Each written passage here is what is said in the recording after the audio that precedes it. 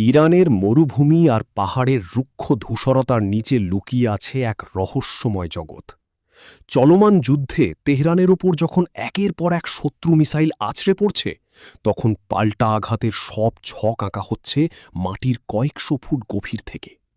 একে বলা হয় ইরানের ভূগর্ভস্থ মিসাইল শহর। এগুলো কেবল সাধারণ কোনো বাংকার নয়, বরং আস্ত এক একটি স্বয়ংসম্পূর্ণ সামরিক নগরী। তেহরান সহ ইরানের বিভিন্ন গুরুত্বপূর্ণ কৌশলগত পয়েন্টে পাহাড় খুঁড়ে তৈরি করা হয়েছে এসব আন্ডারগ্রাউন্ড বেস।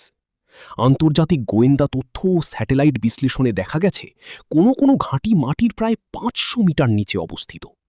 প্রকৌশলবিদ্যার এই বিস্ময়কর স্থাপনাগুলো আধুনিক বিশ্বের সবচেয়ে শক্তিশালী বাংকারবাস্টার বোমা, এমনকি পারমাণবিক হামলা থেকেও সুরক্ষা দিতে সক্ষম। বর্তমানে ইগল 44 নামে আন্ডারগ্রাউন্ড এয়ারবেসটি বিশ্বজুড়ে সামরিক বিশ্লেষকদের আলোচনার কেন্দ্রবিন্দুতে রয়েছে। পাহাড়ের গভীরে অবস্থিত এই ঘাঁটিতে বেশ কিছু যুদ্ধবিমান এবং অত্যাধুনিক ড্রোন লুকিয়ে রাখা হয়েছে। এখান থেকেই অত্যন্ত নিখুঁতভাবে সুড়ঙ্গ সদৃশ রানওয়ে ব্যবহার করে যুদ্ধবিমান উড্ডয়ন ও অবতরণ করতে পারে।